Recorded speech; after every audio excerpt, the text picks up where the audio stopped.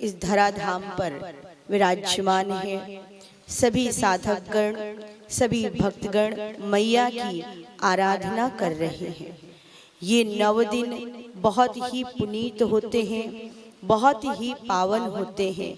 माँ की कृपा भक्त पर शीघ्र ही इन दिनों में हो जाती है। बस बात है तो आपके विश्वास की, आपके समर्पण की, आपकी श्रद्धा की।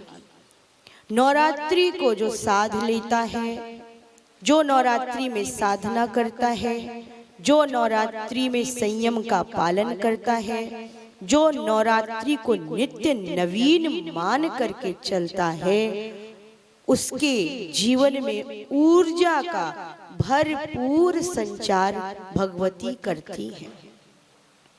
इसलिए नवरात्रि में जो भी कार्य हम करते हैं, जो भी हमारी दिनचर्या है, उन दिनचर्या में थोड़ा सा बदलाव करके, अपने भोजन में बदलाव करके, अपने विचारों में बदलाव करके हम चलें तो हमारे अंदर सकारात्मक ऊर्जा निरंतर प्रवाहित होती रहती है। और हम जैसे मोबाइल को चार्ज किया जाता है, ऐसे ही नवरात्रि में हम चार्ज हो जाते हैं। लेकिन करना आपको पड़ेगा, बैठना आपको पड़ेगा, जप आपको करना पड़ेगा, ध्यान आपको करना पड़ेगा, साधना आपको करनी पड़ेगी। और भारतवर्ष तो मातृशक्ति को समर्पित देश है, जिसमें भारत के साथ माता गंगा माता, यमुना माता, हमारी माताओं से ही हमारी सामाजिक उन्नति है। माँ भगवती सृष्टि की आद्या शक्ति जो सब कुछ है, बगैर शक्ति के इस सृष्टि का सृजन नहीं हो सकता। हम श्वास नहीं ले सकते, हम भोजन नहीं कर सकते, हम चल नहीं सकते, हम उठ नहीं सकते, हम बैठ नहीं सकते।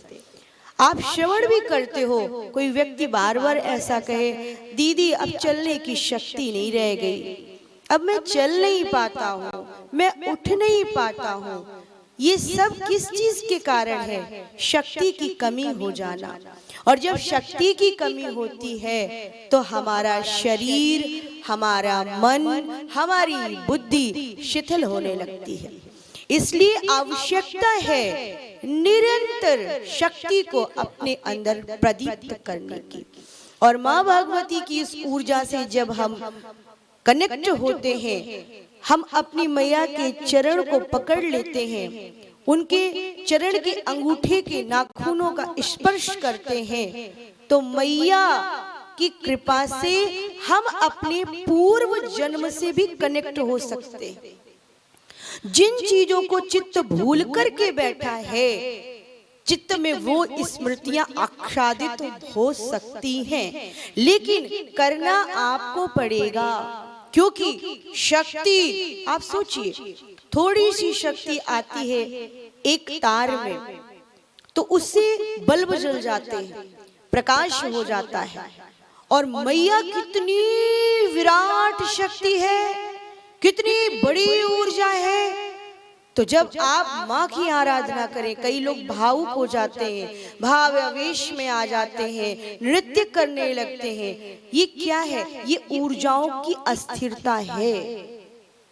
जब तक अपनी ऊर्जा को बैलेंस नहीं करेंगे, अपने मन को और बुद्धि को एकाग्र नहीं करेंगे, स्थिर नहीं होंगे, कच्छप नहीं बनेंगे, तब तक कि आप अपनी ऊर्जाओं को अस्थिर ही पाएंगे। और अस्थिर बुद्धि वाला व्यक्ति, असंयमित व्यक्ति, जिसका मन एकाग्र नहीं है, वो कुछ भी नहीं कर सकता। और माँ भगवती जगदम्बिके तो संभावनाओं की जननी है। वो संभावनाएं देती है। आपको शिथिल होकर नहीं बैठना है, उठो, जागृत हो और अपने लक्ष्य को प्राप्त करो। अगर स्वामी विवेकानंद पर शक्ति की कृपा हुई तो विवेकानंद इस समाज के कल्याण के लिए अहर्निश चलते रहे, तो ये थी भगवती की शक्ति। रामकृष्ण परमहंस से अगर भगवती काली बात करती है तो ये है रामकृष्ण परमहंस की शक्ति। शिवाजी को तुलजा भवानी तलवार भेंट करती है तो ये है शिवा की शक्ति। और ऐसे ही निर्माण कर सकते हैं आप अपनी शक्ति। और इसी दुर्गा से, इन्हीं काली से, इन्हीं लक्ष्मी से, इन्हीं सरस्वती से हमारी कुंडलिनी शक्ति जागृत होती है। भगवती तो कुंडलिनी स्वरूप है। ये जो कुंडली शक्ति कहा जाता है कि उसकी कुंडलिनी शक्ति जागृत हो गई, ये कुंडलिनी शक्ति क्या है? ये शिव और शक्ति का मिलन है। ये राधा और कृष्ण का मिलन है। आपके सहस्रार पर जब दोनों मिल जाते हैं तो आप परम हो जाते हैं। लेकिन जब तक मूल की ओर आप जाएंगे नहीं, जड़ की ओर जाएंगे नहीं, तब तक आपकी परम की यात्रा हो नहीं सकती। हर मनुष्य के जीवन का लक्ष्य है परम। एक दिन ये शरीर छूट जाना है, क्योंकि ये नश्वर है। तो हमारी पारमार्थिक यात्रा तो परम की ओर होनी चाहिए। लेकिन जब मूल से शुरू ही नहीं करेंगे तो हम परम तक जाएंगे कैसे? श्रीमद् भागवत में जन्माद्यस्य अर्थात मूल से प्रारंभ है। सियाजू को उद्भव स्थित संहार कारिणी, उद्भव अर्थात जन्म से प्रारंभ है, स्थित संहार। तो हम मूल की ओर चले। बहुत हो चुका पत्तों को देखना, बहुत हो चुका फल को देखना, बहुत हो चुका वृक्ष को देखना। अब देखो ना, वृक्ष के मूल को देखो, वृक्ष की जड़ को देखो, और मूल को देखने का समय है नवरात्रि। मूल की साधना करो। जो मूल शक्ति है, ईशा आत्मा शक्ति, शब्दात्मिका ब्रह्म सब तरफ तो है। भव्या, भवानी, अनंता, परमेश्वरी, कात्यायनी, तारा, लक्ष्मी, बगला मुखी, महाकाली, महालक्ष्मी, महासरस्वती और 10 महाविद्याएं। भगवती तारा का स्वरूप देखिए, नील वर्णा। ऐसे ही ये पावन नवरात्रि हमको ले चलता है मूल की ओर कि सृष्टि के मूल में कौन है। और बिना माँ के किसी पुत्र का जन्म नहीं होता, बिना माँ के किसी पुत्री का जन्म नहीं होता, और बगैर शक्ति के सृष्टि का सृजन हो नहीं सकता। माँ ही सर्वप्रथम बीज को उत्पन्न करती है, और वही बीजाक्षर मंत्र आप जो यहाँ पर हमारे विप्रवर बैठ करके पारायण कर रहे हैं, उसमें बीज मंत्र बोलते हैं। सृष्टि का सबसे पहला बीज मंत्र है ऐं। ओम ऐं ह्रीं क्लीं चामुंडायै विच्चे। ये नवाण मंत्र, जब अक्षमाला का पूजन करते हैं तो नवाण मंत्र का जप किया जाता है। आप कुछ नहीं कर सकते, आप पूरी दुर्गा सप्तशती नहीं पढ़ सकते, तो जो भी व्यक्ति एकादश अध्याय का पाठ करता है, जिसमें त्वया कार्यम अस्मद् वैरी विनाशनम, देवताओं ने मैया की स्तुति की और मैया ने कहा कि इत्थम इत्थम दानोत्था भविष्यति तदा तदा अवतीर्यहं करिष्यामि संचयम्। जब जब कोई इस प्रकार की आसुरी शक्ति समाज में उत्पन्न होगी, तब मैं दुर्गा काली कात्यायनी बनकर उसका विनाश करूंगी। माँ ने कहा है, तो हम फिर भी डरते हैं, हम फिर भी घबराते हैं, हम फिर भी विषाद से भर जाते हैं, हम फिर भी आलस्य से भर जाते हैं। माँ कह रही है, ये मार्कंडेय जी ने लिखा है, और मार्कंडेय ने शिव भगवान से यही मांगा था कि मुझे भगवती की भक्ति दीजिए, मैं माँ का एक ग्रंथ लिख सकूं। स्वयं माँ बोली है इसमें, त्वया कार्यम अस्मद् वैरी विनाशनम। मेरे वैरी का विनाश करो माँ, उसकी दुर्बुद्धि का नाश करो माँ। तो मैया की कृपा अगर भक्त पर हो जाती है तो उसके लिए कुछ भी दुर्लभ नहीं है। आपका भाव होना चाहिए कि आप किस भाव से प्रार्थना कर रहे हो, किस भाव से शक्ति की आराधना कर रहे हो। तो एम बीज मंत्र है, इसका जप कर सकते हैं। इस नवरात्रि में आप कोई अपने लिए शस्त्र सिद्ध कर सकते हैं। छोटा सा आप एक चाकू भी सिद्ध कर सकते हैं, एक छोटा सा त्रिशूल सिद्ध कर सकते हैं। चांदी का एक त्रिशूल इतना बड़ा सा बनवा करके छोटा सा माँ भगवती को नवमी की रात्रि में समर्पित करिए। विजयादशमी तक उनके चरण में रखा रहे, उनके बीज मंत्र से उसको सिद्ध करिए। ओम कालिकाए नमः से सिद्ध करिए और उसके बाद लाल कपड़े में लपेटकर अपने पास रखिए।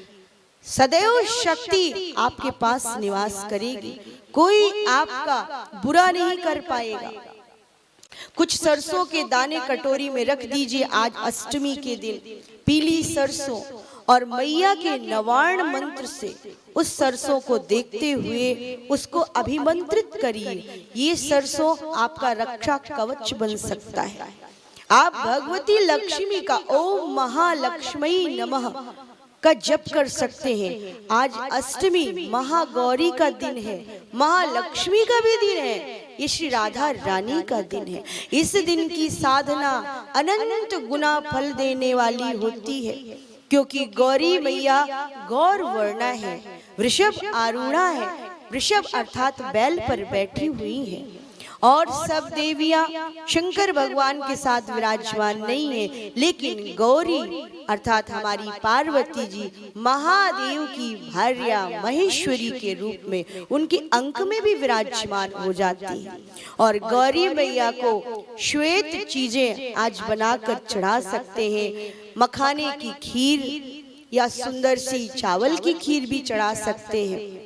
माँ को श्वेत पुष्प चढ़ाएं, माँ का भाव से वंदन करें, माँ में खो जाएं। माँ की कृपा अगर हो गई, गौरी मैया की कृपा हो गई, तो आपके सभी मनोरथ पूर्ण होंगे। भाव से माँ को समर्पित होइए। ये नवरात्रि चेतना की है, ये नवरात्रि ऊर्जा की है। और जब समय चला जाएगा तो क्या करेंगे, इसलिए समय का सम्मान करिए, सदुपयोग करिए, बैठकर आराधना कीजिए, अपनी शक्ति को बढ़ाइए। ये कुंडलिनी शक्ति है जो आपके आसन पर विराजमान होने पर अगर सही से ध्यान लगा रहे होगे तो ऊर्ध्व होकर के आपके शरीर में नाभि के माध्यम से उठते हुए सहस्रार में चली जाती है। लेकिन करना आपको पड़ेगा। हम लोग तो बता सकते हैं, मार्गदर्शन कर सकते हैं, और देवी की कृपा से ही भगवान श्री राम, देवी की कृपा से ही भगवान कृष्ण। देवी भागवत में तो यहाँ तक वर्णन आया है कि भगवान कृष्ण पर समंतक मणि की चोरी का आरोप लगा। ये दुनिया भी प्यारे देखिए कैसी है, भगवान को भी नहीं छोड़ती। भगवान कृष्ण पर आरोप लगा। जब सत्राजित सूर्य भगवान की आराधना करते हैं तो सूर्य भगवान ने प्रसन्न होकर के सत्राजित को एक मणि दे दी थी, और वो मणि 2 क्विंटल सोना देती थी। अब होता क्या है, जब कोई चीज मिल जाती है तो लोग उसको दिखाने की कोशिश करते हैं। सत्राजित ने सोचा कि द्वारिकाधीश की बड़ी जय जयकार है, ये मणि जाकर के हम द्वारिकाधीश को दिखाते हैं। और जब द्वारिकाधीश को दिखाया, अरे द्वारिकाधीश तो द्वारिकाधीश है प्यारे, भगवान कृष्ण द्वारिकाधीश इसलिए हैं क्योंकि वो अनंत हैं, हमारे परमात्मा हैं, हमारे ब्रह्म हैं, हमारे ठाकुर जी हैं। उनकी महानता, उन्होंने द्वारिकाधीश नाम को तो स्वीकार कर लिया, लेकिन पद जो था वो उनके पिताजी का था। वसुदेव बाबा को राजा बना करके सिंहासन पर बिठा रखा था, स्वयं राजा नहीं थे। और ऐसे को सत्राजित एक मणि दिखाने जा रहे, जाकर दिखाया भगवान कृष्ण तो लीलाधारी है। भगवान कृष्ण ने कहा कि सत्राजित ये मणि राजकोष में रख दो, जिससे प्रजा का रक्षण हो सके, ये प्रजा के कार्य में आ जाएगी। सत्राजित ने कहा बड़े आए, तपस्या हमने की और मणि हम आपको दे दे। क्यों दे हम आपको मणि? भगवान ने कहा तुमने प्रकट की है, तुम जानो, तुम्हारा काम जाने। सत्राजित उस मणि को लेकर गए। सुबह उनका भाई प्रसेनजित उसको धारण करके चला गया। सत्राजित को लगा मणि नहीं है तो जरूर कृष्ण ने ही चुराई है। हल्ला मचा दिया कि मेरी मणि चोरी हुई और द्वारिकाधीश ने चुरा ली है। और यहाँ तो ऐसा समाज है, एक कान से दूसरे कान, तीसरे कान, चौथे कान। भगवान कृष्ण जो प्रजा का रक्षण करते हैं, यही प्रजा है प्यारे, जो आज हमारे देश में है। ऐसी प्रजा द्वारिका की अब सब कहना शुरू कर दिए कि सत्राजित की मणि भगवान कृष्ण ने चुराई है, भगवान कृष्ण ने चुराई, जबकि कहीं ना कहीं प्रजा को यह आभास है कि ये भगवान है, ये अनंत गुणों के स्वामी हैं, बार बार हमारी रक्षा करते हैं। लेकिन कंसुरे हैं, कान में मैल बैठा है, राग और द्वेष बैठा है, मधु कैटब बैठा है। तो जैसा सब कह रहे सब कहने लगे। ये भगवान ने सुना, भगवान ने कहा मैं तुम्हारी मणि ला कर दूंगा भाई, अगर ऐसा है तो। भगवान मणि को सर्च करने के लिए निकल पड़े और भगवान उन संकेतों को देखते हुए चले गए कि किसी घोड़े के चरणों के निशान है और वहां तक पहुंचे जहां तक वो घोड़ा गया था। सत्राजित का भाई प्रसेनजित उस मणि को लेकर गया, घोड़े पे सवार हुआ, जंगल में पहुंचा था। वहां पर एक सिंह ने देखा, सत्राजित के भाई प्रसेनजित को भी मार दिया, उसके घोड़े को मार दिया और वो मणि ले ली। और वहीं से जामवंत जी एक भालू के रूप में निकले, उन्होंने उस शेर से वो मणि ले ली और जाकर अपनी बिटिया जामवंती को दे दी।